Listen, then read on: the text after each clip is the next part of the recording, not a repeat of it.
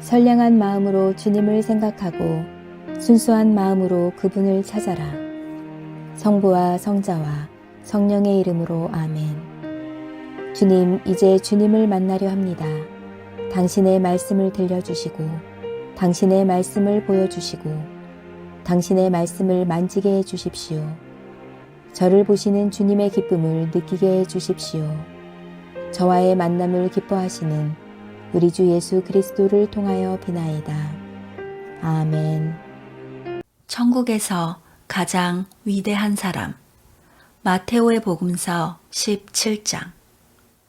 엿새 후에 예수께서는 베드로와 야고보와 야고보의 동생 요한만을 데리시고 따로 높은 산으로 올라가셨다.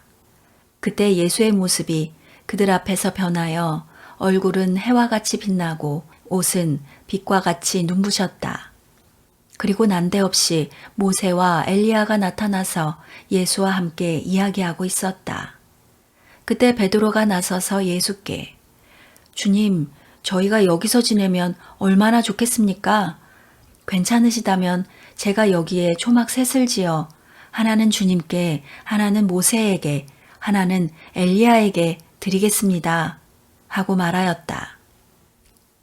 베드로의 이 말이 채 끝나기도 전에 빛나는 구름이 그들을 덮더니 구름 속에서 이는 내 사랑하는 아들, 내 마음에 드는 아들이니 너희는 그의 말을 들어라 하는 소리가 들려왔다. 이 소리를 듣고 제자들은 너무도 두려워서 땅에 엎드렸다. 예수께서 그들에게 가까이 오셔서 손으로 어루만지시며 두려워하지 말고 모두 일어나라 하고 말씀하셨다. 그들이 고개를 들고 쳐다보았을 때에는 예수밖에 아무도 보이지 않았다. 예수께서 제자들과 함께 산에서 내려오시는 길에 사람의 아들이 죽었다가 다시 살아날 때까지는 지금 본 것을 아무에게도 말하지 마라 하고 단단히 당부하셨다. 그때 제자들이 율법학자들은 엘리야가 먼저 와야 한다고 하는데 어떻게 된 일입니까? 하고 물었다. 예수께서는 과연 엘리야가 와서 모든 준비를 갖추어 놓을 것이다. 그런데 실상 엘리야는 벌써 왔다. 그러나 사람들이 그를 알아보지 못하고 제멋대로 다루었다. 사람의 아들도 이와 같이 그들에게 고난을 받을 것이다. 하고 대답하셨다. 그제야 비로소 제자들은 이것이 세례자 요한을 두고 하신 말씀인 줄을 깨달았다. 그들이 군중에게 돌아오자 한 사람이 예수께 와서 무릎을 꿇고 주님, 제 아들이 간질병으로 몹시 시달리고 있으니 자비를 베풀어 주십시오. 그 아이는 가끔 불 속에 뛰어들기도 하고 물 속에 빠지기도 합니다. 그래서 주님의 제자들에게 데려가 보았지만 그들은 고치지 못했습니다. 하고 말씀드렸다. 예수께서는 이 세대가 왜 이다지도 믿으려 하지 않고 비뚤어졌을까? 내가 언제까지 너희와 함께 살며 이 성화를 받아야 한단 말이냐? 그 아이를 나에게 데려오너라. 하시고는 마귀에게 호령하시자 마귀는 나가고 아이는 곧 나았다. 사람들이 없을 때 제자들이 예수께 와서 저희는 왜 마귀를 쫓아내지 못하였습니까? 하고 물었다.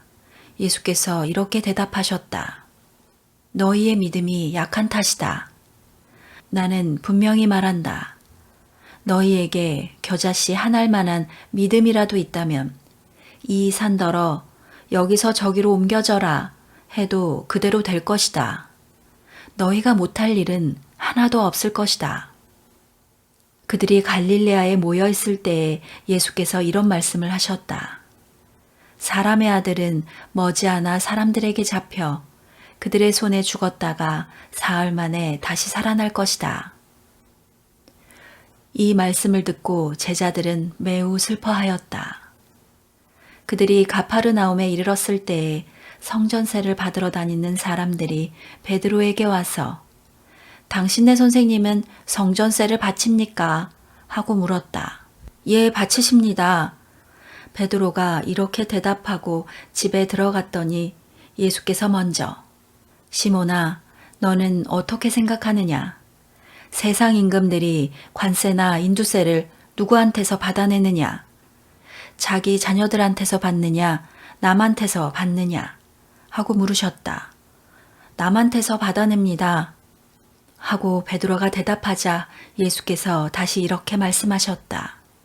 그렇다면 자녀들은 세금을 물지 않아도 되지 않겠느냐?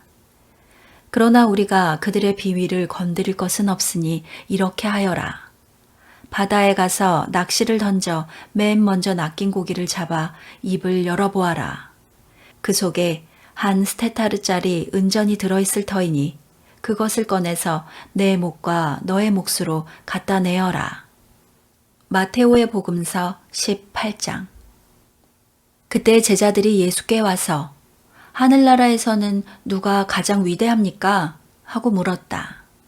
예수께서 어린이 하나를 불러 그들 가운데 세우시고 나는 분명히 말한다. 너희가 생각을 바꾸어 어린이와 같이 되지 않으면 결코 하늘나라에 들어가지 못할 것이다. 그리고 하늘나라에서 가장 위대한 사람은 자신을 낮추어 이 어린이와 같이 되는 사람이다. 또 누구든지 나를 받아들이듯이 이런 어린이 하나를 받아들이는 사람은 곧 나를 받아들이는 사람이다. 하고 대답하셨다. 그러나 나를 믿는 이 보잘것없는 사람들 가운데 누구 하나라도 죄짓게 하는 사람은 그 목에 연자맷돌을 달고 깊은 바다에 던져져 죽는 편이 오히려 나을 것이다. 사람을 죄짓게 하는 이 세상은 참으로 불행하다. 이 세상에 죄악의 유혹은 있게 마련이지만 남을 죄짓게 하는 사람은 참으로 불행하다. 손이나 발이 죄를 짓게 하거든 그것을 찍어 던져버려라. 두 손과 두 발을 가지고 영원한 불 속에 던져지는 것보다는 차라리 불구의 몸이 되더라도 영원한 생명에 들어가는 편이 더 낫다. 또 눈이 죄를 짓게 하거든 그것을 빼어 던져버려라. 두 눈을 가지고 불붙는 지옥에 던져지는 것보다는 한 눈을 잃더라도 영원한 생명에 들어가는 편이 더 낫다. 너희는 이 보잘것없는 사람들 가운데 누구 하나라도 업신여기는 일이 없도록 조심하여라. 하늘에 있는 그들의 천사들이 하늘에 계신 내 아버지를 항상 모시고 있다는 것을 알아두어라. 너희의 생각은 어떠하냐? 어떤 사람에게 양 100마리가 있었는데 그 중에 한 마리가 길을 잃었다고 하자. 그 사람은 99마리를 산에 그대로 둔 채 그 길 잃은 양을 찾아 나서지 않겠느냐? 나는 분명히 말한다. 그 양을 찾게 되면 그는 길을 잃지 않은 99마리 양보다 오히려 그 한 마리 양 때문에 더 기뻐할 것이다. 이와 같이 하늘에 계신 너희 아버지께서는 이 보잘것없는 사람들 가운데 하나라도 망하는 것을 원하시지 않는다. 어떤 형제가 너에게 잘못한 일이 있거든 단 둘이 만나서 그의 잘못을 타일러 주어라. 그가 말을 들으면 너는 형제 하나를 얻는 셈이다. 그러나 듣지 않거든 한 사람이나 두 사람을 더 데리고 가라. 그리하여 두 사람이나 세 사람의 증언을 들어 확정하여라 한 말씀대로 모든 사실을 밝혀라. 그래도 그들의 말을 듣지 않거든 교회에 알리고 교회의 말조차 듣지 않거든 그를 이방인이나 세리처럼 여겨라. 나는 분명히 말한다. 너희가 무엇이든지 땅에서 매면 하늘에도 매여 있을 것이며 땅에서 풀면 하늘에도 풀려 있을 것이다. 내가 다시 말한다. 너희 중에 두 사람이 이 세상에서 마음을 모아 구하면 하늘에 계신 내 아버지께서는 무슨 일이든 다 들어주실 것이다. 단 두세 사람이라도 내 이름으로 모인 곳에는 나도 함께 있기 때문이다. 그때 베드로가 예수께 와서 주님, 제 형제가 저에게 잘못을 저지르면 몇 번이나 용서해 주어야 합니까? 7번이면 되겠습니까? 하고 묻자 예수께서는 이렇게 대답하셨다. 7번뿐 아니라 7번씩 70번이라도 용서하여라. 하늘나라는 이렇게 비유할 수 있다. 어떤 왕이 자기 종들과 셈을 밝히려 하였다. 셈을 시작하자 1만 달란트나 되는 돈을 빚진 사람이 왕 앞에 끌려왔다. 그에게 빚을 갚을 길이 없었으므로 왕은 너의 몸과 너의 처자와 너에게 있는 것을 다 팔아서 빚을 갚아라 하였다. 이 말을 듣고 종이 엎드려 왕에게 절하며 조금만 참아주십시오. 곧 다 갚아드리겠습니다. 하고 애걸하였다. 왕은 그를 가엾게 여겨 빚을 탕감해주고 놓아 보냈다. 그런데 그 종은 나가서 자기에게 100데나리온밖에 안 되는 빚을 진 동료를 만나자 달려들어 멱살을 잡으며 내 빚을 갚아라 하고 호통을 쳤다. 그 동료는 엎드려 꼭 갚을 터이니 조금만 참아주게 하고 애원하였다.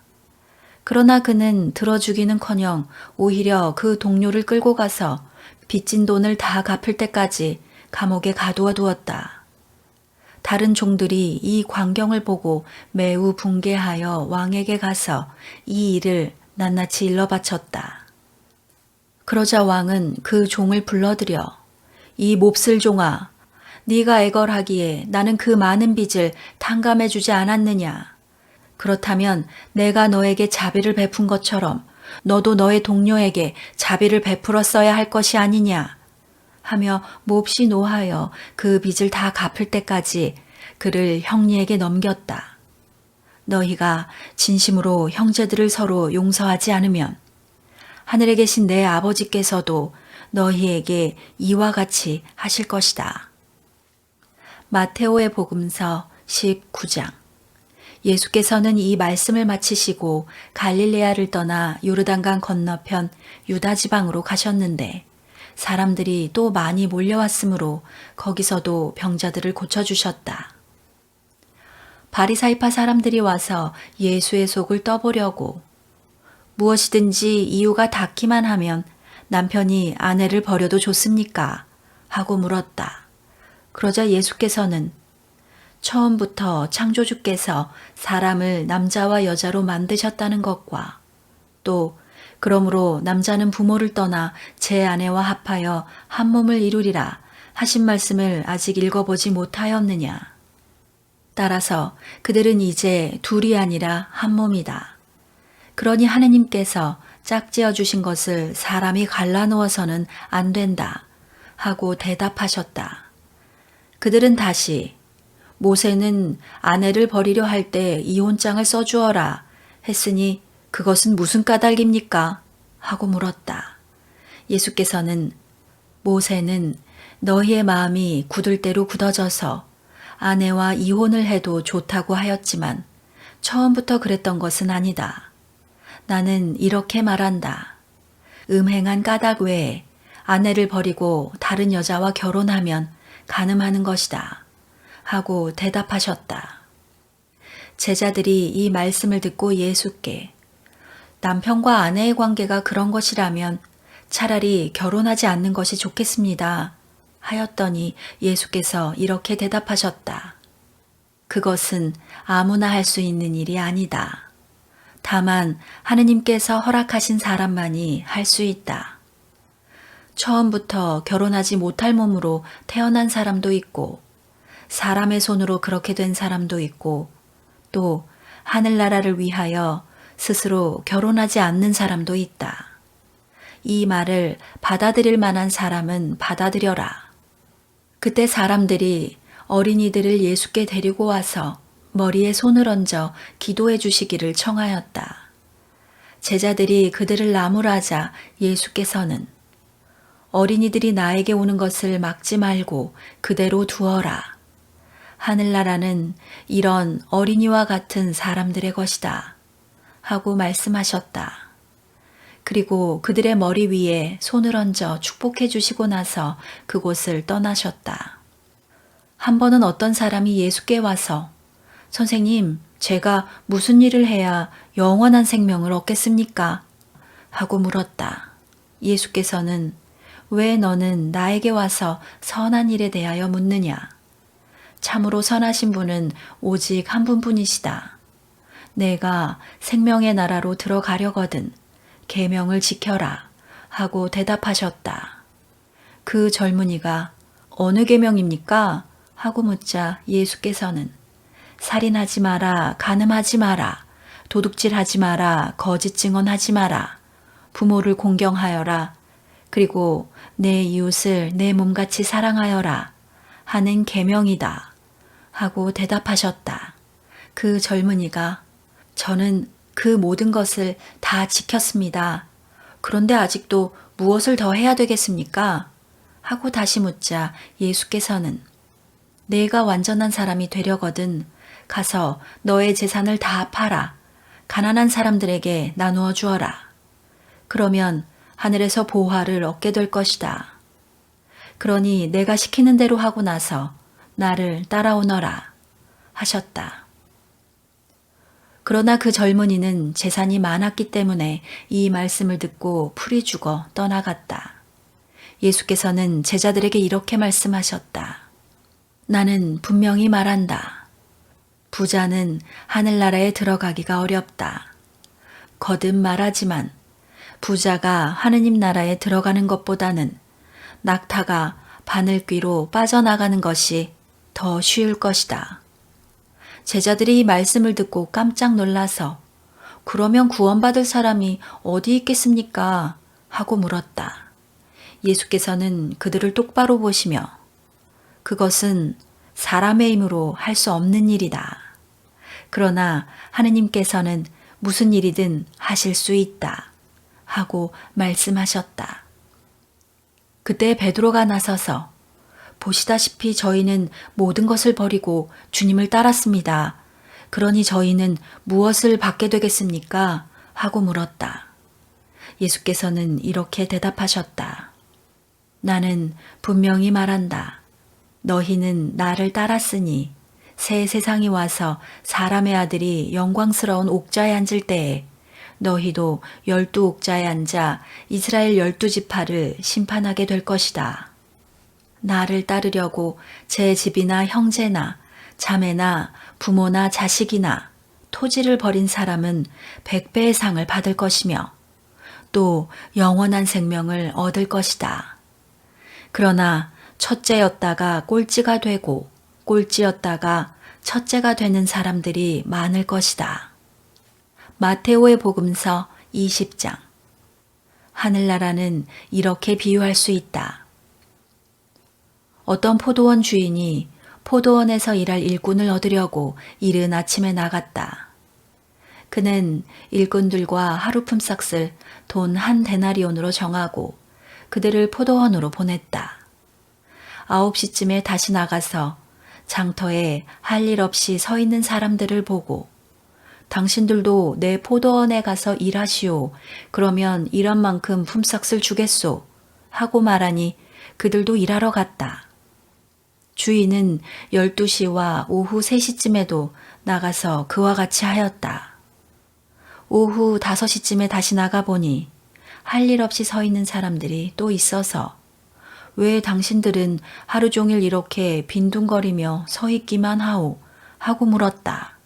그들은 아무도 우리에게 일을 시키지 않아서 이러고 있습니다. 하고 대답하였다. 그래서 주인은 당신들도 내 포도원으로 가서 일하시오. 하고 말하였다. 날이 저물자 포도원 주인은 자기 관리인에게 일꾼들을 불러 맨 나중에 온 사람들부터 시작하여 맨 먼저 온 사람들에게까지 차례로 품삯을 치르시오. 하고 일렀다. 오후 5시쯤부터 일한 일꾼들이 와서 1데나리온씩을 받았다. 그런데 맨 처음부터 일한 사람들은 품삯을 더 많이 받으려니 했지만 그들도 1데나리온씩밖에 받지 못하였다. 그들은 돈을 받아들고 주인에게 투덜거리며 막판에 와서 1시간밖에 일하지 않은 저 사람들을 온종일 뙤약볕 밑에서 수고한 우리들과 똑같이 대우하십니까? 하고 따졌다. 그러자 주인은 그들 가운데 한 사람을 보고 내가 당신에게 잘못한 것이 무엇이오?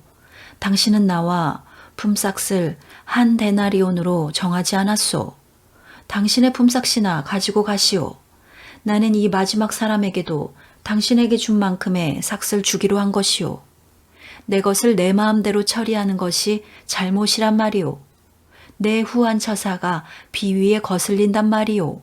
하고 말하였다. 이와 같이 꼴찌가 첫째가 되고 첫째가 꼴찌가 될 것이다. 예수께서 예루살렘으로 올라가시는 도중에 12제자를 가까이 불러 조용히 말씀하셨다. 우리는 지금 예루살렘으로 올라가고 있다. 거기에서 사람의 아들은 대사제들과 율법학자들의 손에 넘어가 사형 선고를 받을 것이다. 그리고 이방인들의 손에 넘어가 조롱과 채찍질을 당하며 십자가에 달려 죽었다가 사흘 만에 다시 살아나게 될 것이다. 그때 제베데오의 두 아들이 어머니와 함께 예수께 왔는데 그 어머니는 무엇인가를 청할 양으로 엎드려 절을 하였다.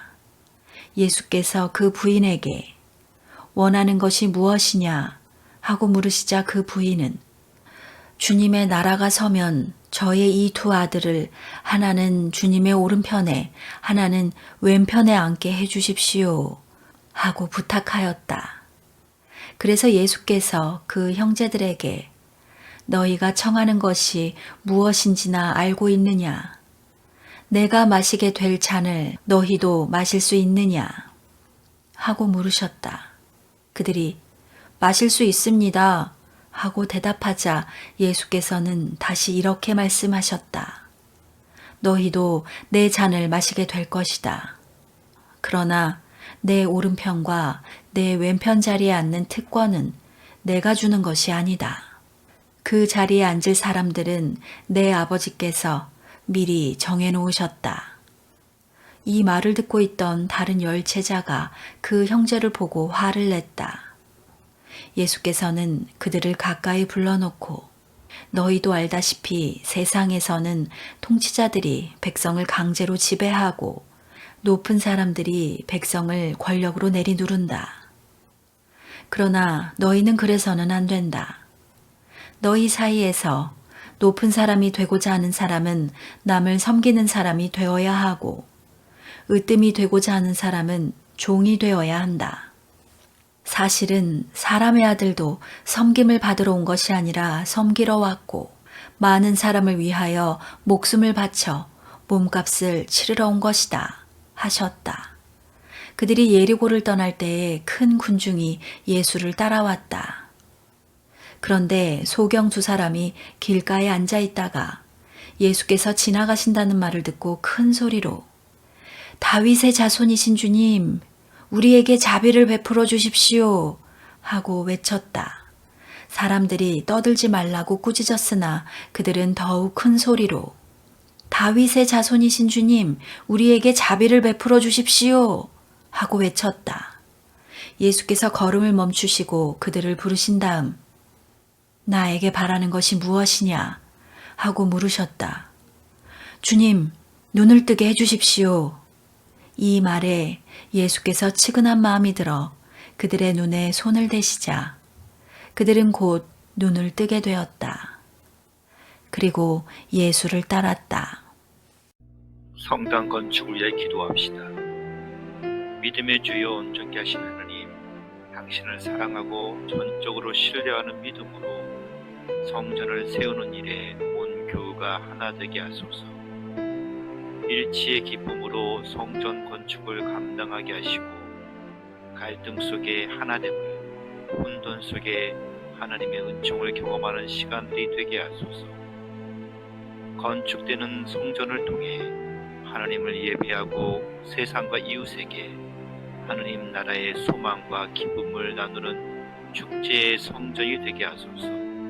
우리 주 예수 그리스도의 이름으로 기도하나이다. 아멘.